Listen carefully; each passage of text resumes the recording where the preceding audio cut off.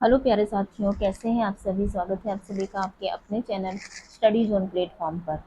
हमने कल मनोविज्ञान की पहली क्लास की थी, जहां पर हमने ये जाना था कि मन का विज्ञान क्या है, चेतना का विज्ञान क्या है, या फिर व्यवहार का विज्ञान क्या है। इन सभी विज्ञान को हमने जाना और इनके प्रवर्तकों को जाना था, समय समय पर कैसे मनोविज्ञान अपना रूप बदल रहा था। आज हम पढ़ने वाले हैं मनोविज्ञान के बहुत ही महत्वपूर्ण संप्रदाय।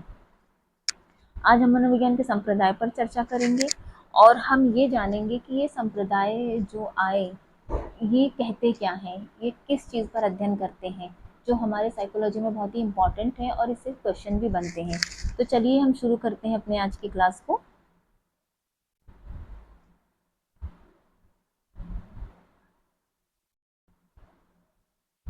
सबसे पहले हम देख लेते हैं कि जो मनोविज्ञान के प्रमुख संप्रदाय हैं, इन संप्रदाय को किसने किसने इन संप्रदायों की या फिर इन स्कूल की स्थापना की है। इस चीज़ को हम सबसे पहले देख लेते हैं, क्योंकि ये बहुत इंपॉर्टेंट है। क्वेश्चंस यहाँ से डायरेक्ट बनते हैं कि कौन से संप्रदाय की या स्कूल की स्थापना किसने की है, इस तरीके के क्वेश्चंस बनते हैं। तो सबसे पहले हम देख लेंगे इस चीज़ को। तो सबसे पहले हम देखेंगे संरचनावाद संप्रदाय। संरचनावाद संप्रदाय, ये जो वाद है, ये किसके द्वारा दिया गया है, तो ये विलियम वुंट या फिर टिचनर के द्वारा दिया गया है, जिन्होंने चेतना पर बात करी है। पर प्रकारवाद संप्रदाय विलियम जेम्स के द्वारा, व्यवहारवाद संप्रदाय जेबी वॉटसन के द्वारा, गेस्टाल्टवाद संप्रदाय वर्दीमर के द्वारा, और मनोविश्लेषणवाद संप्रदाय सिगमंड फ्रायड और कॉल रोजर्स के द्वारा इस वाद की स्थापना की गई या फिर इस स्कूल की स्थापना की गई है। मानवतावाद संप्रदाय अब्राहम मैस्लो है। संज्ञानवाद संप्रदाय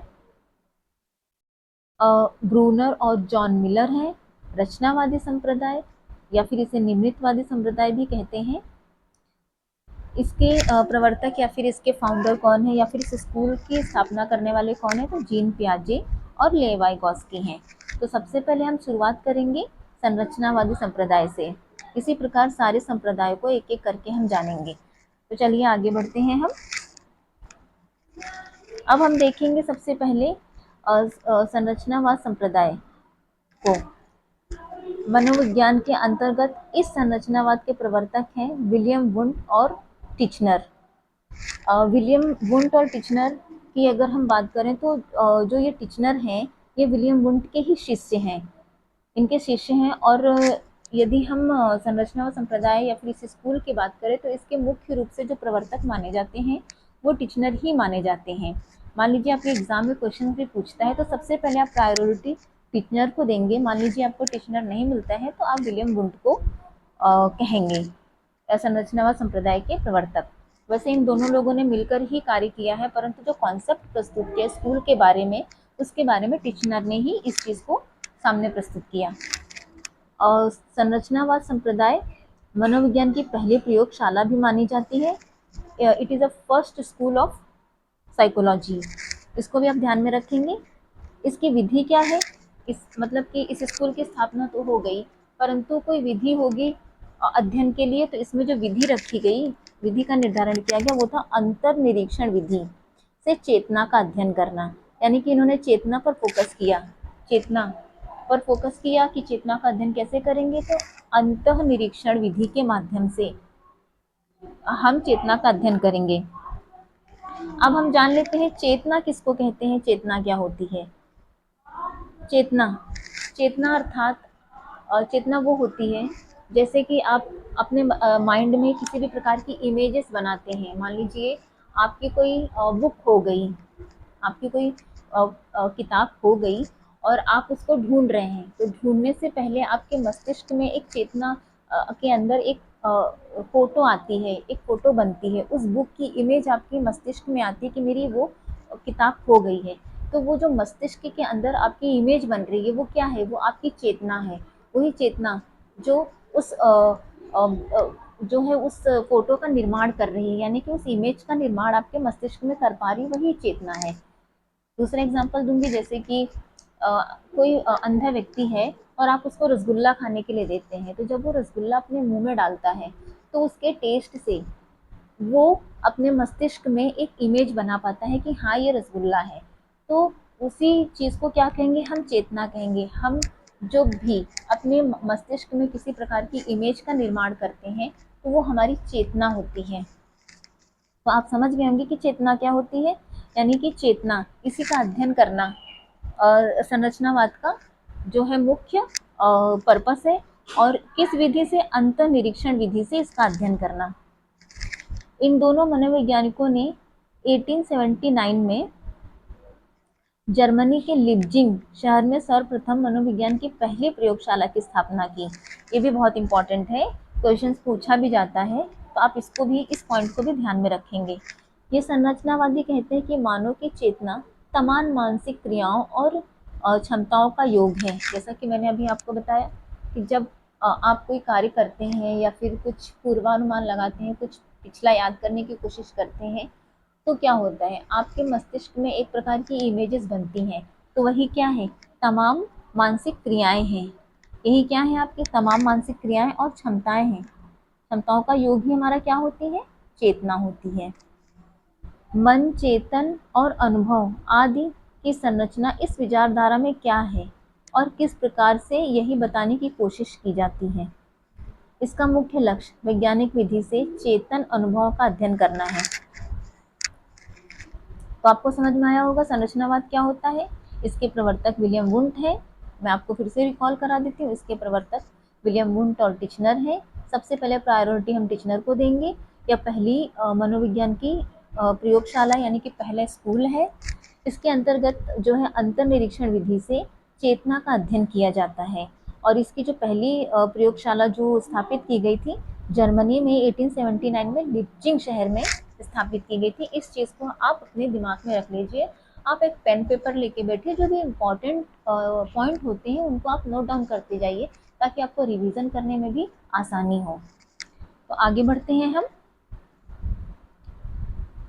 अब हम देखेंगे दूसरा स्कूल जो है प्रकार्यवाद, या फिर हम इसको कार्यवाद संप्रदाय भी कह सकते हैं, यानी कि फंक्शनलिज्म। प्रकारवादी विचारधारा का विकास जो है 1842 में अमेरिका में हुआ और संरचनावादी सांप्रदायिक प्रतिक्रिया के रूप में हुआ। और ये क्या है, विलियम जेम्स, इसके प्रवर्तक कौन माने जाते हैं, विलियम जेम्स, जॉन डीवी और एंजिल माने जाते हैं। मुख्य रूप से विलियम जेम्स। आप इन नामों को बिल्कुल ध्यान में रखिए, क्योंकि ये भी बहुत इंपॉर्टेंट है कि इसके फाउंडर कौन है, प्रकारवाद के फाउंडर कौन है, इस स्कूल की स्थापना किसने की, या फिर इसके अंतर्गत किस विधि के माध्यम से अध्ययन करने की बात कही गई है। तो इन सभी चीज़ों का आप ध्यान में रखेंगे। यहाँ पर आप देखेंगे कि चेतना की उपयोगिता पर बल दिया गया, यानी कि चेतना की उपयोगिता पर। हमने संरचनावाद में क्या देखा था, उसके स्ट्रक्चर पर बल दिया गया, उसके स्वरूप पर बल दिया गया, पर यहाँ पर उसके कार्य पर बल दिया जा रहा है कि कोई भी चेतना है, जो भी चेतना होती है हमारे मस्तिष्क में, वो कार्य कैसे करती है, किस प्रकार वो कार्य करती है, किस प्रकार कोई बालक सीखता है। तो मन मस्तिष्क वातावरण में अनुकूलन में कैसे मदद करता है, यानी कि जो भी हमारी चेतन अवस्था है, हमारा मन मस्तिष्क है, वो वातावरण में कैसे अनुकूलन होने में मदद करता है। जैसे कि आप किसी नई प्लेस पे जाते हैं तो कैसे वहाँ के जो भी माहौल है उसमें अपने आप को एडजस्ट करने की कोशिश करते हैं, इस चीज़ पर ये बात करते हैं। यानी कि आपका जो चेतन अवस्था है वो कार्य कैसे करती है, ध्यान में रखिए। संरचनावाद स्ट्रक्चर पर बात करता है और प्रकार्यवाद जो है वो कार्य पर बात करता है चेतना की, यानी कि चेतना का स्वरूप क्या है, स्ट्रक्चर कैसा है, उस पर बात करता है। और प्रकार्यवाद जो है वो उसके कार्य पर बात करता है। तो आप इस अंतर को भी ध्यान में रखेंगे। चलिए आगे बढ़ते हैं। अब अगला स्कूल हम देखेंगे व्यवहारवाद। व्यवहारवाद को हम देखेंगे, इसके अंतर्गत अगर हम बात करें तो 1913 में वॉटसन और स्किनर और मन, इन्होंने इस स्कूल की स्थापना की। इन्होंने क्या मुख्य इसमें उद्देश्य रखा, किसी स्थिति में व्यक्ति कैसा व्यवहार करता है, किसी भी स्थिति, यानी कि आप या मैं, हम दुख में हैं, सुख में हैं, हर्षोल्लास में हैं तो हम किस प्रकार व्यवहार करते हैं उस समय, इस चीज़ पर ये बात करता है, उसके अध्ययन की बात करता है, यानी कि आपके व्यवहार की बात करता है। क्योंकि व्यक्ति का व्यवहार हर समय एक जैसा नहीं होता है, निरंतर परिवर्तन होता रहता है। कभी वो बहुत खुश होता है, कभी दुखी हो जाता है, कभी बहुत ही उत्तेजित हो जाता है, तो इस प्रकार के व्यवहार में उसके परिवर्तन आते हैं। तो यहाँ पर इसीलिए व्यवहारवाद व्यक्ति के व्यवहार के अध्ययन की बात करता है। व्यवहार का अध्ययन किया जा सकता है किसी भी स्थिति में व्यक्ति का वंशानुक्रम से ज्यादा वातावरण व्यक्ति के व्यवहार को प्रभावित करता है। और व्यवहारवादियों का क्या मानना है कि वंशानुक्रम इम्पोर्टेंट नहीं होता है, सबसे इम्पोर्टेंट क्या होता है, इन्वायरमेंट इम्पॉर्टेंट होता है किसी भी व्यक्ति के व्यवहार का अध्ययन करने के लिए। एग्जाम्पल के तौर पर मान लीजिए कोई दो बच्चे हैं जो एक ही घर से हैं। एक बच्चा जो है वो चौल या बस्ती में रहकर बड़ा होता है, दूसरा बच्चा किसी अच्छी जगह, किसी अच्छे अमीर घर में रहकर वो पलता बढ़ता है। मान लीजिए आप दोनों बच्चे बिछड़ जाते हैं और इस प्रकार अलग अलग वो घरों में पलते हैं, कोई एक बड़े घर में पलता है, एक उसी गरीब बस्ती में पलता है। तो आप ये देखेंगे कि दोनों के व्यवहार में कितना परिवर्तन रहता है। जो व्यक्ति, जो बालक गरीब घर में रहा, चौल बस्ती में रहा, वहाँ के इन्वायरमेंट में पला बड़ा, उसका व्यवहार वहाँ के तरीके का हो जाएगा, यानी कि वो जैसे वहाँ के लोग सोचते हैं वैसे सोचेगा। लेकिन वो जो बड़े घर में रहकर पला बड़ा, उसका व्यवहार दूसरे तरीके का रहेगा। जबकि दोनों सगे भाई हैं परंतु उनके व्यवहार में परिवर्तन है। इसीलिए व्यवहारवादी जितने भी मनोवैज्ञानिक हैं वो कहते हैं कि व्यक्ति के वंशानुक्रम का कोई प्रभाव नहीं पड़ता है। सबसे ज़्यादा अगर प्रभाव पड़ता है व्यक्ति के व्यवहार में तो वो उसके इन्वायरमेंट का पड़ता है। वॉटसन की एक फेमस डेफिनेशन है जो एग्जाम में पूछी भी जाती है कि तुम मुझे दर्जन भर बस स्वस्थ बच्चे दे दो, मैं उन्हें जैसा चाहूँ वैसा बना दूंगा। तुम मुझे दर्जन भर स्वस्थ बच्चे दे दो, मैं उन्हें जैसा चाहूँ वैसा बना दूंगा। अर्थात चोर, सिपाही, डॉक्टर, इंजीनियर, कुछ भी बना दूंगा। बालक पूरी स्लेट की तरह होते हैं, यानी कि जब बच्चे जन्म लेते हैं, जैसे जैसे वो बड़े होते हैं, अपने माँ बाप के साथ रहते हैं, अपने परिवार के साथ रहते हैं, तो जैसा हम बच्चों को सिखाएंगे वो वैसा ही सीखते हैं, वैसा ही उनके अंदर विकास होता है। तो वही बात जेबी वॉटसन साहब कहते हैं कि तुम मुझे दर्जन भर बच्चा दे दो, तुम जो कहो मैं उसे बना के तुम्हें दे दूंगा। चोर, पुलिस, सिपाही, इंजीनियर, जो भी तुम कहो मैं उसे बना के दे दूंगा। तो व्यवहारवाद आप समझ पाए। अब हम अगले स्कूल को पढ़ेंगे। अगला स्कूल हम देखेंगे मनोविश्लेषणवाद। मनोविश्लेषणवाद क्या कहता है, इसके जो फाउंडर हैं वो सिगमंड फ्रायड हैं। इनका कार्यकाल रहा है 1856 से 1939 तक। इनकी अध्ययन की विधि क्या रही है, सम्मोहन या फिर मोह निद्रा विधि, मुक्त सहचर्य विधि। सम्मोहन या फिर मोह निद्रा विधि और मुक्त सहचर्य विधि। व्यक्ति की असामान्य व्यवहार का कारण अचेतन मन होता है। जब व्यक्ति असामान्य व्यवहार करता है तो उसका कारण क्या होता है, अचेतन मन होता है, ऐसा मनोविश्लेषणवादी मानते हैं। अचेतन मन में हमारी दबी हुई इच्छाएं, यादें और भावनाएं होती हैं जो हमारे व्यवहार को प्रभावित करती हैं। अर्थात अचेतन मन, हमारे पास हमारे चेतन मन के अलावा अचेतन मन और अर्धचेतन मन भी होता है। मनोविश्लेषणवादी कहते हैं इन्होंने 3 रूपों में हमारे मन का विभाजन किया है, एक चेतन मन, एक अर्धचेतन मन और अचेतन मन। तो इनका मानना है कि बहुत सी ऐसी दबी इच्छाएं होती हैं जो हमारे अचेतन मन में होती हैं। जैसे एग्जाम्पल के तौर पर, जैसे बहुत सी लड़कियां होती हैं जो अपने जीवन में कुछ करना चाहती हैं, पढ़ना चाहती हैं, कुछ अच्छी पोस्ट पर नौकरी करना चाहती हैं और उनके अंदर क्षमता भी है, परंतु कुछ स्थितियां ऐसी हो जाती हैं कि उनकी शादी हो जाती है, वो पढ़ नहीं पाती हैं, बहुत सी जो वो करना चाहती हैं अपने जीवन में वो कर नहीं पाती। तो क्या होता है, बहुत सी भावनाएं उनके अंदर दबी रह जाती हैं। नए घर में जाती हैं, मतलब जहाँ पर अपने ससुराल जाती हैं, वहाँ पर क्या होता है, वो वहाँ की जो भी इन्वायरमेंट है उसमें ढल जाती हैं, वहाँ के लोगों की तरह कार्य करने लगती हैं और क्या होता है, अपनी इच्छाओं को दबा देती हैं कहीं ना कहीं। तो मनोविश्लेषणवादी कहते हैं इसी प्रकार की इच्छाएं व्यक्ति के अंदर दबी हुई होती हैं। तो जो सम्मोहन या फिर मोह निद्रा विधि होती है या फिर मुक्त सहचर्य विधि, यानी कि आमने सामने बैठकर व्यक्ति से जब हम बात करते हैं तो उसके माध्यम से हम व्यक्ति के व्यवहार का अध्ययन कर सकते हैं।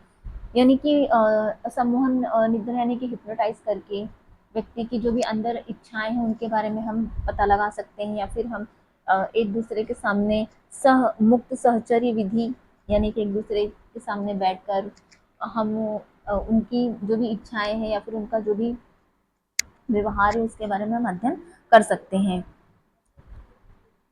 तो सिगमंड फ्राइड इसके प्रवर्तक है मनोविश्लेषणवाद के, इस चीज़ को आप ध्यान में रखेंगे।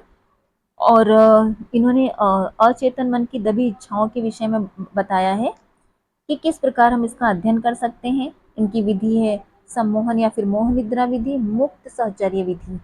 और हम यदि इनके सिद्धांत की बात करें तो इन्होंने एक सिद्धांत भी दिया है मनोलैंगिक सिद्धांत।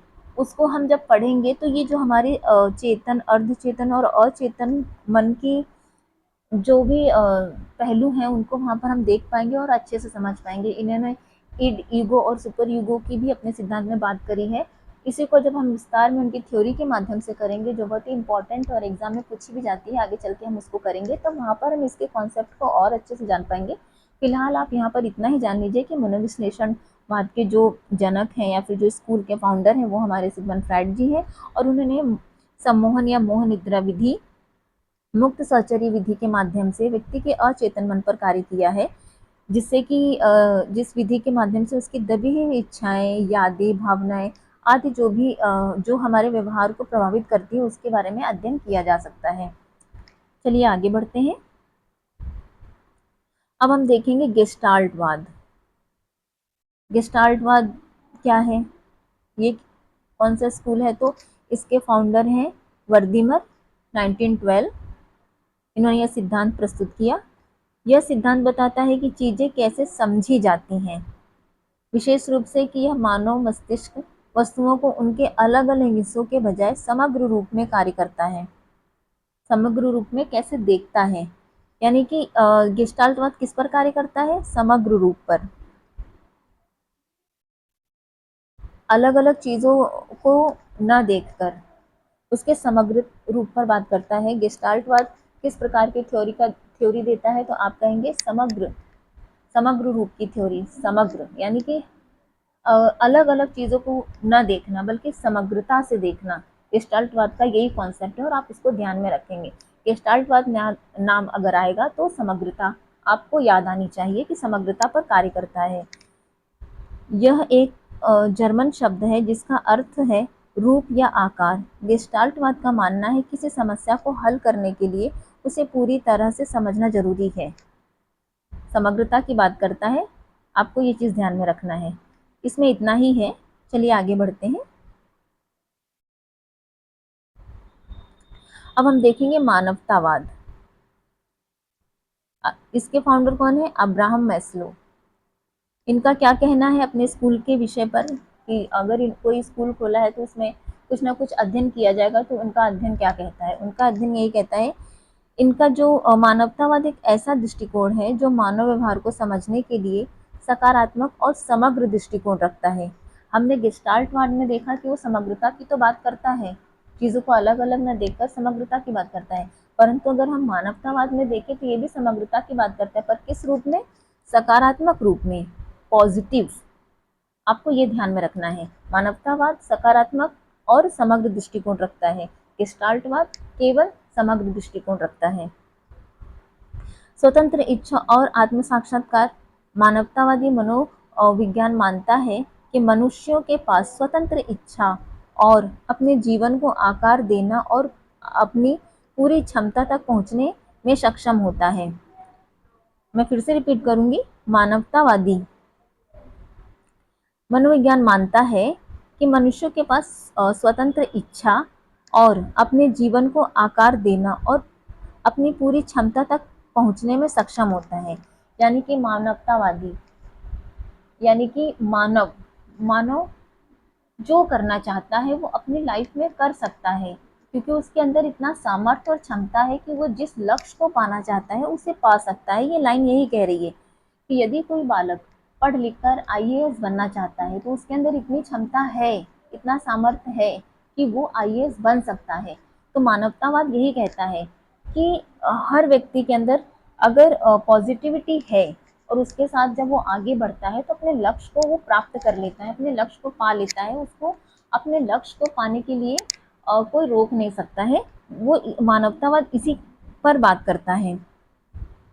अब इसके अंतर्गत मानवीय अनुभव को समझने पर जोर दिया जाता है, यानी कि व्यक्ति जो भी अनुभव लेता है अपने जीवन काल में, उन अनुभवों पर उन्हीं अनुभवों पर जोर दिया जाता है उसको समझने के लिए। और यह माना जाता है कि हर एक व्यक्ति का अनुभव अद्वितीय होता है, यानी कि हर व्यक्ति, आपका अनुभव आपके लिए इम्पॉर्टेंट है, मेरा अनुभव मेरे लिए इम्पॉर्टेंट है, क्योंकि हम एक ही चीज़ को हर व्यक्ति अपने दृष्टिकोण से देखता है। तो उसी प्रकार हर व्यक्ति का जो अनुभव होता है वो अद्वितीय होता है। सकारात्मक मनोविज्ञान यदि दृष्टिकोण और सकारात्मक भावनाओं जैसे कि खुशी, आशा, प्रेम और मानवीय क्षमताओं और शक्तियों पर केंद्रित है। चलिए आगे बढ़ते हैं। अगला स्कूल हम देखेंगे। यहाँ पर इतना ही आप ध्यान में रखिए, ये सारे स्कूल्स के बारे में जो छोटे छोटे पॉइंट दे रखे हैं आप इनको अपने ध्यान में रखिए, क्योंकि क्वेश्चन सिर्फ इसी दायरे से पूछे जाते हैं, इसके अलावा नहीं पूछे जाते हैं। तो आप इस चीज को बिल्कुल ध्यान में रखिए। अगला स्कूल हम देखेंगे संज्ञानवाद। संज्ञानवाद क्या है? कॉग्निटिविज्म। इसके फाउंडर ब्रूनर और जॉन मिलर हैं। संज्ञानवाद जो मानसिक प्रक्रियाओं जैसे सीखना, सोचना और समस्या समाधान पर कार्य करता है। संज्ञानवाद, आपको संज्ञानवाद से समझ में आ रहा होगा। संज्ञान यानी कि आपका कॉग्निटिव जो डोमेन है, कॉग्निटिव पक्ष है, आपका संज्ञानात्मक पक्ष है, उस पर ये कार्य करता है, यानी कि आपके मस्तिष्क पर कार्य करता है। जैसे कि आप कोई बालक कक्षा में बैठा है तो वो जो भी टीचर पढ़ा रहा है उसको किस तरीके से सीख पा रहा है, किस प्रकार से सोच पा रहा है, और जो भी प्रॉब्लम्स उसके सामने आ रही हैं उसको कैसे वो फेस करके उसका सलूशन ढूंढ पा रहा है, इसी पर ये कार्य करता है संज्ञानवाद। संज्ञानवादी मानते हैं कि लोग दुनिया की मानसिक छवि या मॉडल बनाते हैं और जानकारी को व्यवस्थित करके और पुनः प्राप्त करने में मदद करते हैं। संज्ञानवाद इस बात पर ध्यान केंद्रित करता है कि लोग जानकारी को कैसे कूटबद्ध, संग्रहित और पुनः प्राप्त करके और समस्याओं को हल करने के लिए पूर्व ज्ञान का उपयोग करते हैं। एग्जाम्पल के माध्यम से मैं आपको समझाऊंगी इन दोनों लाइनों के बारे में। मान लीजिए आपका पेपर है, आप किसी एग्जाम में बैठते हैं। एग्जाम में बैठने से पहले आपने 6 महीने, 7 महीने, साल भर खूब जम के पढ़ाई की। जितना भी पढ़ा वो सब आपकी कहाँ पर है? आपके मस्तिष्क में है, आपके संज्ञान में है। जिस दिन आप पेपर देते हैं, पेपर के लिए बैठते हैं, जब आप पेपर लिखना शुरू करते हैं तो जितना भी आपने पूर्व में पढ़ा था वो क्या होता है? आपके मस्तिष्क में आता जाता है, आता रहता है, और आप उस पेपर को लिखते हैं। जो भी क्वेश्चंस आते हैं आप उसको लिख पाते हैं। कैसे लिख पाते हैं? क्योंकि वो सारी बातें आपके संज्ञान में है। आपने पूर्व में जो भी पढ़ा, आपने पूर्व में जो भी अनुभव लिया, उसको आप क्या कर पा रहे हैं? उसको आप अपने मस्तिष्क में ले पा रहे हैं, मस्तिष्क से निकाल कर अपने पेपर पे लिख पा रहे हैं। तो ये क्या होगा?